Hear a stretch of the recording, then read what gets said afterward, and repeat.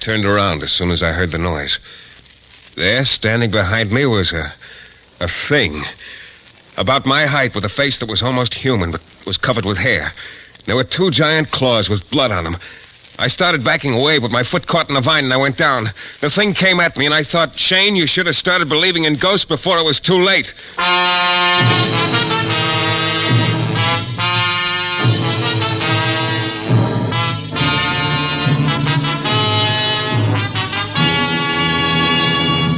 The New Adventures of Michael Shayne, Private Detective. Michael Shayne, reckless, red-headed Irishman, is back again in his old haunts in New Orleans. This is your director, Bill Russo, inviting you to listen to another transcribed episode, which we call The Case of the Bayou Monster.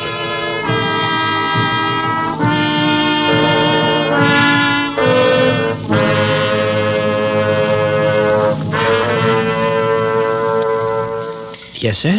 My name's Shayne. I was supposed to meet a Mrs. Forsythe here. Oh, yes, sir. Mrs. Forsythe is waiting for you over at that table. That's Mrs. Forsythe? Yes, sir. Thanks. Hello? Michael Shayne? Mm-hmm. Please sit down. I'm Amy Forsythe. Yeah, I know. Pleasant surprise. I guess I was expecting someone older. Oh? Look, I don't quite understand why you wanted me to meet you here. I usually transact my business in my office. Yes, of course.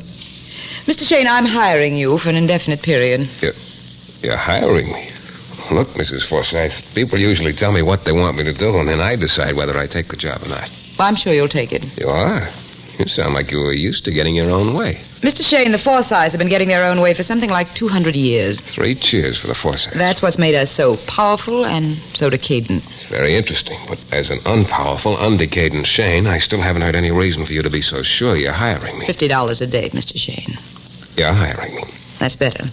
Family place Bonchance is out in the Bayou country. Bonchance? That means good luck. Yes. My great-great-grandfather had a very ironic sense of humor. The place has been atrociously bad luck for at least one member of each generation. Oh? But that's beside the point. What I want you to do, Mr. Shayne, is come out to Bonchance. Stay there until you've found something or someone for me. And remove it. Something or someone? I don't get it, Mrs. Forsythe. That's not surprising. Because what I want you to find and remove is a ghost, Mr. Shayne. A ghost.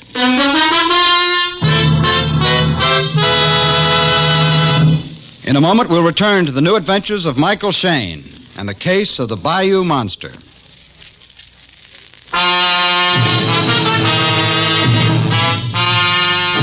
Well, I've gotten a lot of strange assignments in my time. But when Mrs. Amy Forsythe hired me to run down a ghost at the ancestral mansion Bonchance back in the swamp country, I set some kind of record for myself. Amy was sort of a strange girl. At first, you thought she was very pretty. But then you began to notice little things about her that weren't. Her mouth, for instance, cruel, and her nose a little too thin. Her eyes might have been just a shade farther apart. Yeah, she looked like the last of an old family on its way out. But that $50 a day she offered me spelled lots of good times for one Michael Shayne, so I took the job. I was to drive to the landing and meet a boatman who'd take me to Bonchance that afternoon. But before I left, I dropped in to see Police Inspector Lefevre. Hello, Shayne. To what do I owe this, Honor's the word, Inspector. honor? Oh, I just dropped by to tell you there aren't any dead bodies in my office today, Lefevre. Well, things are slack all over. And to tell you I'm going ghost hunting. Come again? No kidding. I've been hired to find a ghost at a place called Bonchance back in the swamps. Shayne, you're a nice boy. Why, Inspector? I wouldn't want to see anything happen to you. Huh? So why don't you just stay away from Bonchance? Bonchance. Yeah. Hey, look, what is this, Lefevre? Don't tell me you believe in ghosts. No, I don't believe in ghosts, Shayne. I've lived around this part of the country all my life. Been in the force here in New Orleans 17 years. I've seen a lot of strange things happen, but I don't believe in ghosts. And why all of... The whole Forsyth clan is a jinx outfit from way back. Jinx? What do you mean? Something happens in every generation. Something bad. You know, Inspector, the more you talk, the more interested I'm getting in this new job of mine. I'll send you a full report. Okay, Shayne. Okay. I just hope you'll be alive to sign it. Yeah, that's my friend, Inspector Lefevre. Always there with a reassuring word. 3 hours later, a little after sunset, I drove up to the landing where I was to meet the boatman who'd take me to Bonchance. He turned out to be a Cajun named Akil, a thin fellow with a long mustache. I got in the pirogue, a long, narrow boat, and the keel shoved off. He sent the boat skimming along at an amazing clip. And pretty soon we were deep into the bayou. The pale moon wasn't doing a very good job of piercing the misty haze that hung over the swamp. What with the matted trees and vines overhead, it was like a tunnel. A noisy tunnel at that. Sounded like the soundtrack to a jungle movie. You've been with the Forsyth family long, Akil? Me, I work for them long time, since little children. Oh? You ever hear anything about a ghost at Bonchance? Yes, it's Luke Garou, he. Luke Garou? You call him werewolf, A werewolf? Look, you don't actually believe it. Did you ever see this werewolf? I think, yes. What? This long time ago, little boy me in Bayou. You actually saw it? I seen this thing. Tall with hair on face, long claws. I no wait for get good look. My teeth start to chatter, I run like wind. Yeah, but how... I tell Mama Cecile what I seen. She say is Luke Garou, he. Who's Mama Cecile? Old one who live in swamp, she. We almost there? Yes. It's Bonchance up ahead. See? Yeah. I see it. There it was, rearing up out of the swamp ahead of us. A rotting, gloomy mansion that sagged a little here and there, as if the ground below it was slowly sinking into the swamp. The whole place looked like an unburied corpse, and there was a smell of decay in the air. We tied up at the landing, and a servant waiting with a torch took me up to the house. The little breeze that had come up was pushing the flame back and forth, and in the flickering light, the whole place looked like something you might dream about after eating too much lobster. Amy Forsyth, 2 men, and a giant hound dog were waiting for me in the library. Quiet, Dirk. Quiet! Mr. Shayne, I'd like you to meet my uncle, Edward Forsyth. Mr. Forsyth? How do you do, Mr. Shayne? And this is my husband, Paul Forsyth. Mr. Forsyth again. Hello. And this is Dirk, my dog. Yeah, I thought it was a Shetland pony at first. Dirk's been with the Forsyths since he was a pup. Lately, I've kept him with me. You know, I made quite a discovery. Everybody around here seems to be named Forsyth. Amy and I are sort of third cousins, twice removed, I believe. Any more questions, Mr. Shayne? Questions? Or am I free to go now? Huh? Paul, please. Yes, by all means, Paul. We mustn't upset dear Amy. That will be enough, Uncle Edward. We must wait here quietly, Paul, until Mr. Shayne has finished questioning us. Then perhaps he will be kind enough to dismiss us. Hey, look, I'm afraid I don't get any of this. I must apologize for my husband and my uncle, Mr. Shayne, for their lack of cordiality. That's one way of putting it. You see, I've told them why you're here, and they're not in sympathy with the purpose of your visit. Oh? There are some things, Mr. Shayne, which are better left untouched. Uncle Edward feels this comes under the heading of skeletons in the family closet. I see. But he'll do nothing to hinder your investigation, will you, Uncle Edward? Oh, of course not, dear niece Amy. Anything you say. Don't you find this a refreshing change, Mr. Shayne, the uncle obeying the niece? Well, I hadn't really thought much about it. Amazing what a difference money makes, isn't it? Money? Edward. Yes. You see, my dear niece controls the purse strings for what is left of us Forsyths. Something like $500,000, isn't it, Amy? Her thoughtful father arranged it that way. Edward! Amy has been kind enough to put me on an allowance. So you see, I must always yield to her wishes, unless I want the allowance cut off. I hardly think Mr. Shayne is interested in our financial affairs. On the contrary, Amy, Mr. Shayne has cause to be very interested. What do you mean? Why, Amy may be kind enough to put you on an allowance, too. So I merely wanted to point out the danger of, crossing her. Otherwise, she might... Well, Paul, remember that time you decided to go on a spree in New Orleans? You were gone a week. Amy cut off your allowance for a month. Yes, I remember. Stop it! Shut up! Both of you. Mr. Shayne, you will kindly ignore everything that's been said. Again, I apologize for my charming family. Maybe we just better sort of start all over. Yes, as I say, Uncle Edward will not hinder your investigation. I'm sure Paul will not either. No, of course not. Although I do think it's a shame. What is? Spoiling a family legend like this. Paul is spending his abundant spare time these days writing a history of the Forsyth family, Mr. Shayne. Quite a scholarly picture it is, too, is wading through the bales of family papers and records he's unearthed. Yes, he makes quite a figure of an author, doesn't he? See how he stands majestically by the fireplace, pipe in hand? That's his favorite pose nowadays. Thanks. Have you come across any mention of this ghost in your research, Mr. Forsyth? The Bonchance werewolf? Oh, of course, Mr. Shayne. According to the legend, he, or it, has made an appearance at least once each generation. It makes a fascinating story. That's why I'm sorry you're going to spoil it. You think there's nothing to it, huh? I think the people living in the bayou around here feel it their duty to keep the legend alive. So one of them faithfully reports seeing the werewolf every 15 years or so. Oh? Your boatman, Akil, told me he thought he saw it years ago. Oh, of course. Akil has been with the family all his life. He feels it his duty to help keep the story going. If it's just a legend, Paul, perhaps with your brilliant mind you can explain the moaning we've been hearing lately. Moaning? Yes, Mr. Shayne. An uncanny moan which seems to float through the house some nights. According to what everyone says, it's the werewolf moaning. Very simple, my dear.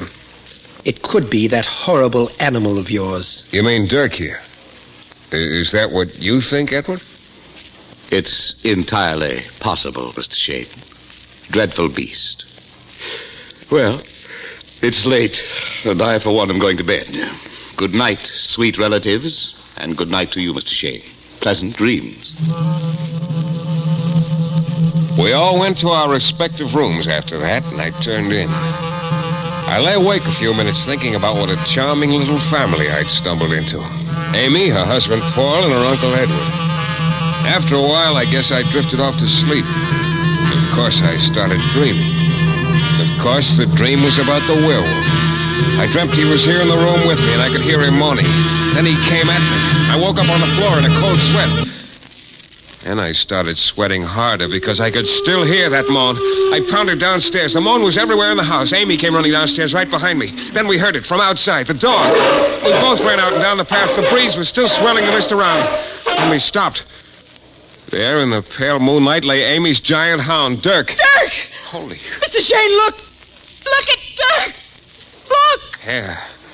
His throat torn open, as if by giant claws.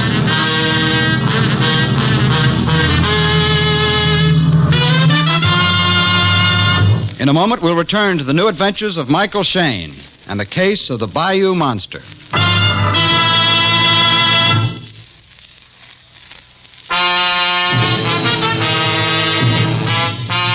It all started when Amy Forsythe hired me to come out to Bonchance, the ancestral mansion back in the bayous, and run down a supposed werewolf that had been haunting the place for a couple of 100 years. Of course, I was pretty unconvinced. Inspector Lefebvre's warning to stay away didn't register. But later that night, after I'd heard a very uncanny moaning, and after Amy and I had discovered her dog with his throat ripped open as if by claws, I wasn't so sure. The next morning, I remembered the boatman Akil telling me about Mama Cecile, the old woman who lived in the bayou. So I went to see her. It was a little shack almost hidden by moss and vines, and as I came up to it, I saw someone slipping away into the undergrowth. Akil! Akil! You call Akil? Yeah. What are you doing here? Me, I come to visit Mama Cecile. Why? Why? To tell her about Loup Garou, werewolf. What about it? Killed dog last night. He moan like thousand devils. I see dog dead. Me, I come to tell Mama Cecile. I tell her. Why'd you tell her? Mama Cecile, she always say, when werewolf around, come tell Mama Cecile. Okay, Akil, I'll talk to you later. I let go of him. He melted away into the bayou. I went over to the hut and knocked on the door. There was a grunt from inside, which I took for come in, so I pushed open the door. Inside, it was dark and smoky. But after my eyes got used to it, I could make out a woman sitting in front of a small fire. She could have been 60 or 90, with a withered face that still showed plenty of power. She had the longest fingernails I've ever seen. What do you want with Mama Cecile? I want to talk to you about the werewolf. I know nothing about werewolves. Come on, Akil told me you always wanted to know when anyone had seen it. Why? It's avenging spirit of my family. What, the werewolf? Yes. Now look, Mama Cecile. Yes. Many, many years ago, before my great-great-grandpapa was born, this land here was ours. Our family. Huh? Old Forsythe man steal it from us. Avenging spirit of us is werewolf. He killed one Forsythe each generation. You don't expect me to... Last of foresight, now leave it. Bon chance.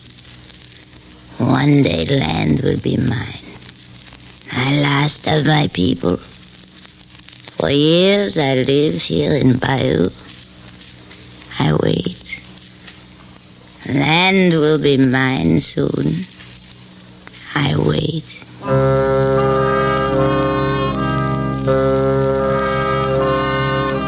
I somehow got the idea Mama Cecile meant exactly what she said. And the picture of that woman sitting in her hut just waiting for 50 years or so chilled me a little. I went back to Bon Chance. Amy and her husband were in the library. She was squirming nervously in a chair, and he was in his favorite pose by the fireplace, and both of them looked slightly green around the gills. Mr. Shayne, what do you propose to do about this horrible thing? Well, I'm not quite sure yet. But you've got to do something. We can't go on like this. Yeah, I know. Paul, you're sort of the family historian. There's an old woman back in the bayou named... Mama Cecile. Yeah. She claims the first of the Forsythes sort of stole the land around here from her family. What? As a matter of fact, she's probably quite right. But, Paul, what... Yes, I found an entry in old Josiah Forsythe's journal something over 100 years ago.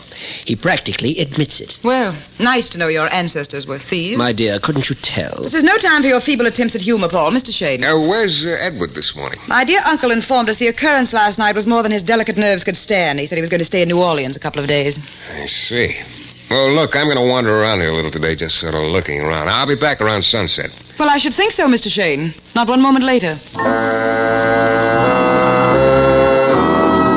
I wandered around the back country most of the afternoon. And then just about sundown, when I was walking through some pretty slushy ground on my way back to Bon Chance, I spotted a rowboat a little way offshore among some trees.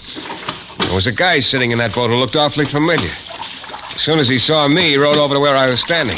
Hello, Shayne. Well, Inspector Lefevre, what are you doing around here? Fishing? Yeah, sure. See? Just caught it. Some fish. Any smaller, you'd have to hold it with tweezers. The big ones haven't started biting yet. Look, Lefevre, if you had a whale in that boat, you couldn't convince me you came clear out here just to fish. Unless it was to fish for the Bon Chance werewolf. Still hunting ghosts, huh, Shayne? It wasn't a ghost that tore that dog's throat open last night, or maybe you haven't heard about that. Yeah. Shayne, like I told you before, you're monkeying with stuff that could backfire. A lot of things could happen to you in this bayou, all of them bad. Is this a word to the wise day for you, Inspector? You can call it that. Why don't you stick to something safe? Fishing, for instance. Like me. Sure, like you. Look, when you're fishing, if you hook one that's too big for you, you can always break your line and let him go. Meaning I might not be able to, huh? Meaning fishing's a nice, safe sport. I'll tell you what. I'll sleep on it, Lefevre. Yeah, well, you do that. Just one thing, though. What's that? Be sure you wake up.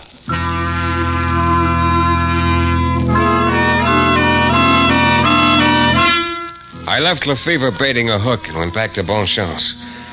Dinner that night was real jolly. Amy and Paul were about as cheerful as people in a dentist's waiting room. They spent most of the meal saying nasty things to each other and tossed in a few choice remarks about the absent Uncle Edward.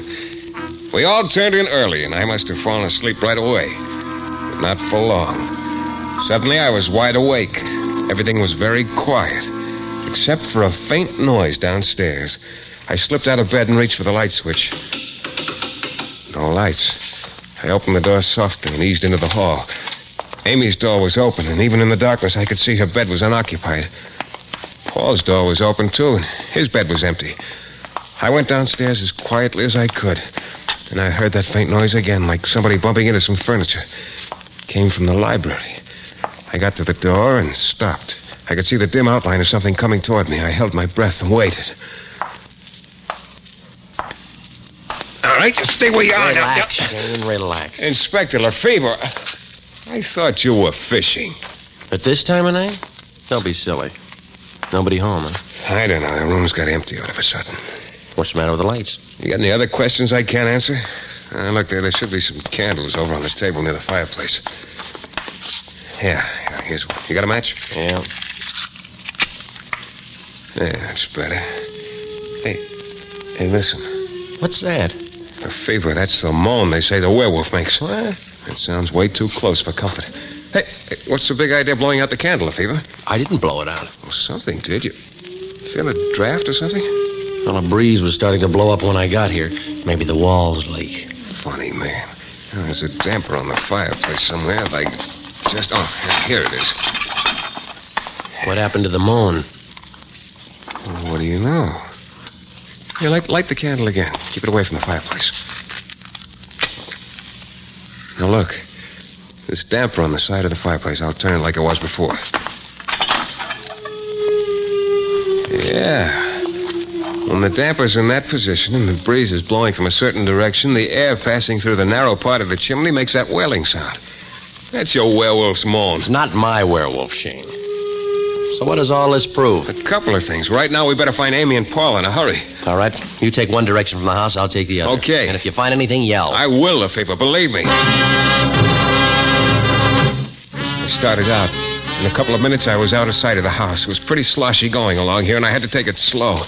Every now and then, a damp hanging vine would slap me across the face. A couple of times, I slipped and went down. And then up ahead of me, I heard it. It was Amy. She was in a bad way. I tried to run. Finally, I managed to get onto drier ground. There was a faint trail in front of me, and I pounded along it. I rounded a bend, hurdled a fallen tree, and then I stopped. It wasn't a pretty sight. Amy was lying on the ground in front of me. And her throat looked like her dog's throat had looked. But Amy couldn't feel it anymore. She was dead.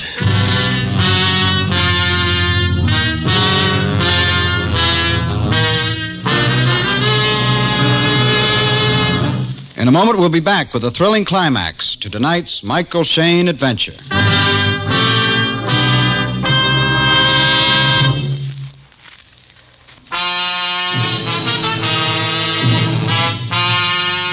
Well, there I stood, looking down at Amy lying there dead, hoping I'd never see a sight like that again. Then I heard a noise. I turned around. There, standing behind me, was a thing. About my height, with a face that was almost human, but was covered with hair. And there were two giant claws, and there was blood on them. I started backing away, but my foot caught in a vine, and I went down. The thing came at me, and I thought, Shayne, you should have started believing in ghosts before it was too late. Then the thing dove at me, and one of those claws came whistling through the air at my throat. I got my arm up just in time, and the claw bit into my shoulder. Then I realized it was an iron claw. I got one fist loose and pumped it into the thing's face a couple of times. Then I got both hands around its throat and squeezed. The other claw was coming down at me, closer and closer. I squeezed harder, and then suddenly the monster went limp. I pushed him off me. He was just getting slowly to my feet when Lefevre pounded up. You all right, Shayne? Yeah, I guess so. Can't say as much for my friend here. He a big enough fish for you? Yeah. I used to dream about things that looked like that when I was a kid. I never thought I'd see one. Yeah, well, this one's human. That's a mask, and those are iron claws. Yeah. Pull the mask off him. Yeah. Well... You know him? Yeah. Yeah, I know him. It's Amy's husband, Paul Forsythe.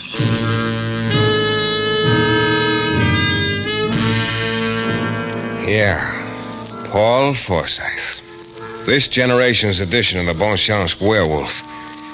An edition that Inspector Lefevre promptly put out of circulation. I was happy to let him take over. Then later, Lefevre and I left Bonchance and started for home in his rowboat. And I, having lost the toss, was rowing. Some boy, Paul Forsythe, huh? Yeah. He told me he kept those props of his, the mask and the claws, hidden out in the bayou. Wonder how I got a hold of them in the first place. I think I know the answer to that. Paul spent a lot of time digging through old family papers. He was going to write a history of the family. Probably came across the secret there, where the mask and claws were hidden, how to work the damper on the chimney. That's probably it. I guess one member of each generation knew about the mask and claws. Probably used to put them on now and then to scare all the bayou people. You know, Shayne, the Forsythes certainly must have been a pleasant lot. Yeah. That'd be their idea of a joke, I guess. Only Paul decided to revive the legend for more practical purposes. He fill you in on the motive? Yeah. Money? Mostly. He would have gotten control of the $500,000 Amy had. Add to that, he had a girl in New Orleans. Add to that, he hated Amy. That's funny. What's that? Oh, just that the legend of the Bon Chance werewolf's been going on for over 100 years. All there really was behind the legend was a mask, a pair of iron claws, and a howling chimney. And the fact that most of the people around here believed in it. Don't forget that. Yeah, I guess you're right. Hell, I can see how you could get believing almost anything out in this bayou. I'll be glad to see the last of it. It gives me the creeps. What? Stop rowing. What's the matter? Shh. Hey, what are you reaching for, you gun? Now, look at the big one. Big what? Fish. I'm going to hook him. All the fever. Quiet, Shayne. I told you I came out here to fish, didn't I?